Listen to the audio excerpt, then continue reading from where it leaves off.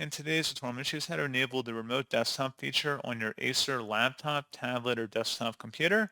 So this should hopefully be a pretty straightforward process here, guys. And without further ado, let's go ahead and jump straight into it. So all you have to do is open up the search menu, and you want to type in settings. Best result, you can go back with settings. Go ahead and open that up. Select system on the left panel, and then on the right side, you want to go down and select the advanced option, and then select where it says underneath virtual workspace remote desktop. So if you want your Acer laptop or other device to have remote desktop capabilities, toggle this top option on to enable remote desktop. Change the PC name if you want it to be discoverable under a different name if you want, but that's pretty much it. So as always, thank you guys for watching this brief tutorial. I do hope that was able to help you out, and I do look forward to catching you all in the next tutorial. Goodbye.